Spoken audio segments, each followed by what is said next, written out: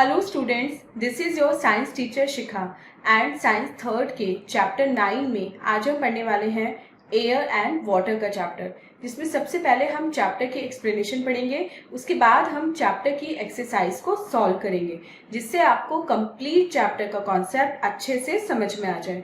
So without wasting any more time, let's get started. So students, this is our today's chapter, chapter number 9, and the name of the chapter is air and water. इस chapter में हम पढ़ेंगे air and water के बारे में। तो सबसे पहले चैप्टर एट ए ग्लांस में देखते हैं आज हमें कौन कौन से टॉपिक इस चैप्टर में पढ़ने हैं। Air, we need clean and fresh air, states of water, evaporation, condensation, water cycle, water storage, water scarcity, getting drinking water at home, polluted water and save water. ये सारे टॉपिक आज हम अपने इस चैप्टर में पढ़ेंगे।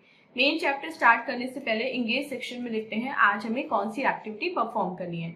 Identify the source of water. अब आपको यहाँ पे कुछ वाटर सोर्सेज की इमेज गिवन है, आपको क्या करना है, इनको आइडेंटिफाई करना है एंड इनके नेम्स यहाँ पे बॉक्स में लिखने हैं। नीचे आपके लिए हेल्प बॉक्स दिया गया है।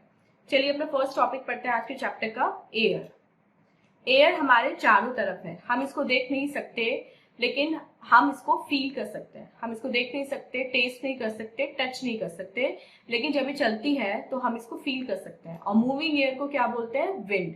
जब विंड थोड़ा जेंटली बहती है तो उसको बोलते हैं ब्रीज, और जब विंड बहुत तेज बहती है, बहुत स्ट्रांगली ब्लो करती है तो उसको बोलते हैं स्टॉर्म, यानी कि तूफान बोलते हैं। एयर में बहुत सारी गैसेस का मिक्सचर होता है, वाटर वेपर होती है, डस्ट एंड स्मोक होती है। और एयर में जो मेन गैसेस प्रेजेंट होती हैं वो होती है nitrogen, oxygen and carbon dioxide. Air चारों तरफ है, हर जगह है, ये लैंड में है, वाटर में है, रॉक्स की दरारों के बीच में है एंड इवन खाली कमरे में भी है। Constituents of air. एयर किस किस से मिलकर बनी होती है। एयर में इंपॉर्टेंट गैसेस होती हैं जैसे oxygen, nitrogen, carbon dioxide and water vapour. हमें ऑक्सीजन ब्रीथ करने के लिए और प्लांट्स कार्बन डाइऑक्साइड यूज करते हैं अपना फूड बनाने के लिए। जो एयर हम ब्रीथ करते हैं वो क्लीन एंड फ्रेश होनी चाहिए। एयर में डस्ट पार्टिकल्स और जर्म्स होते हैं। एयर में वाटर वेपर भी होते हैं जो हम देख नहीं पाते, लेकिन जब ये वाटर वेपर वापस वाटर में कन्वर्ट होती है तो हम इसको देख सकते हैं। Next is uses of air. Air के क्या क्या यूजेस होते हैं। हम ऑक्सीजन से ब्रीथ करते हैं, प्लांट्स कार्बन डाइऑक्साइड यूज करते हैं जो एयर में प्रेजेंट होती है अपना फूड बनाने के लिए। ऑक्सीजन चीजों को बर्न करने में, जलने में हेल्प करती है एंड हम एयर को फुटबॉल में, टायर ट्यूब्स में और बैलून्स में फिल करते हैं। The pictures given below show some of the uses of moving air. और नीचे जो पिक्चर गिवन है वो कुछ मूविंग एयर जो है यूजफुल क्या है एयरनेस की, उसके बारे में बता रही है। जैसे कपड़े सुखाने के लिए, बोट्स को सेल करने के लिए एंड हॉट एयर बैलून में एयर का यूज होता है। We need clean and fresh air.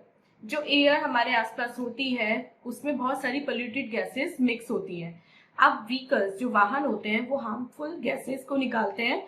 और क्यों? क्योंकि वो पेट्रोल से चलती हैं, फिर डीजल से चलती हैं और उनके इंजन से पॉइजनस जो धुआं है वो निकलता है। फैक्ट्रीज से भी हार्मफुल गैसेस निकलती हैं और इससे हमारा एयर पोल्यूशन होता है।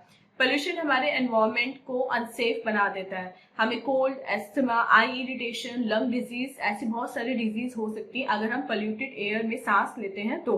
और जो पोल्यूशन है वो एनिमल्स और प्लांट्स के लिए भी हार्मफुल होता है।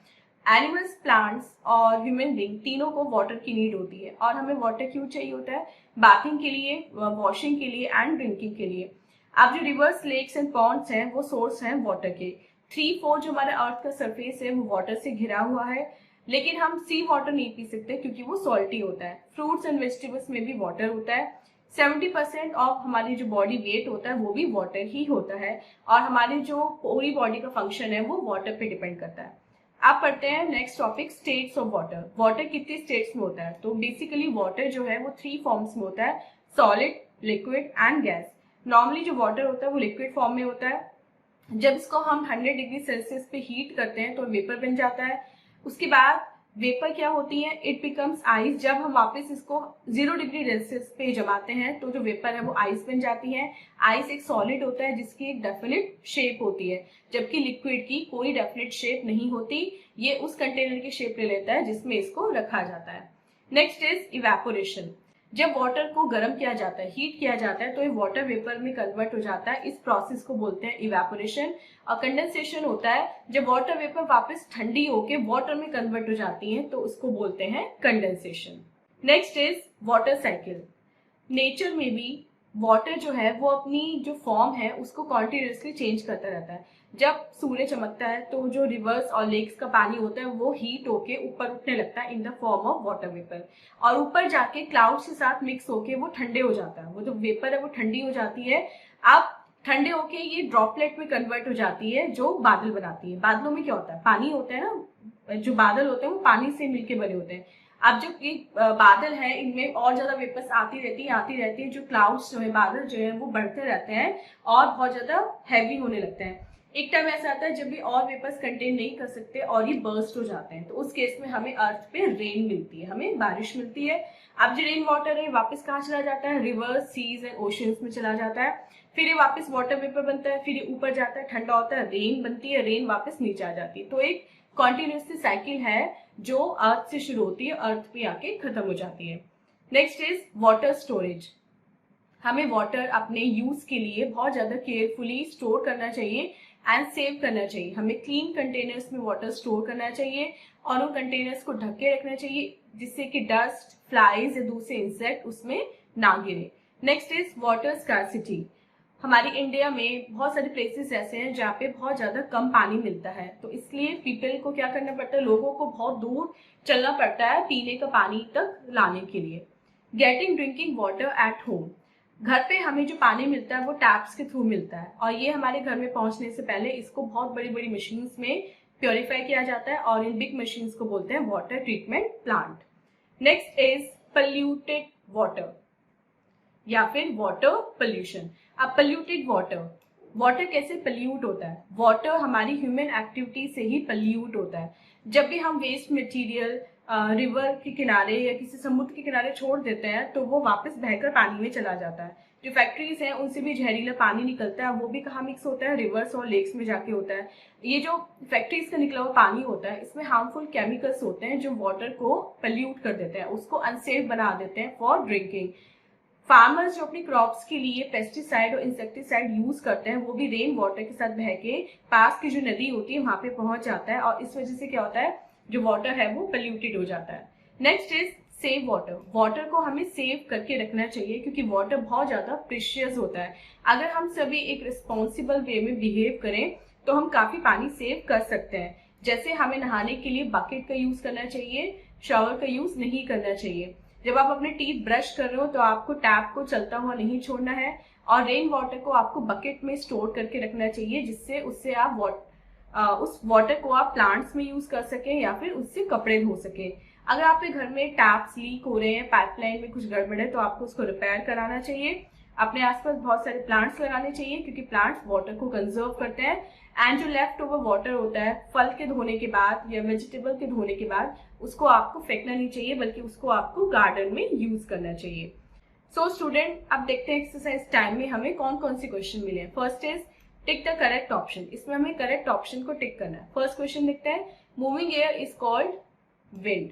Second, makes our environment unsafe to live in, pollution. Third, we cannot drink sea water as it is salty. Fourth, has a definite shape, solid. And fifth, help in conserving water, plants. B देखते हैं, fill in the blanks. Air is all around us. When the wind blows gently, it is called breeze. Air is a mixture of many gases, water vapor and smoke. Fourth, a gas mixes with liquid. It has no shape or size. गैस की कोई definite shape and size नहीं होता. And fifth, we must save and store water. See देखते हैं, right, true और false. First, we can see, touch and taste air. False. Second, air is present everywhere. Yes, this is true. Third, we need carbon dioxide to breathe. False. Fourth, There is scarcity of drinking water in many places in our country. Yes, this is true. And fifth, we should have a bath with shower. False. So student, this was the chapter. I hope आपको complete chapter with exercise अच्छे से समझ में आ गया है. And this was our today's video. मिलते हैं अपनी next video में इससे next chapter की explanation के साथ. Till then आप अपना बहुत बहुत ध्यान रखिएगा and bye bye.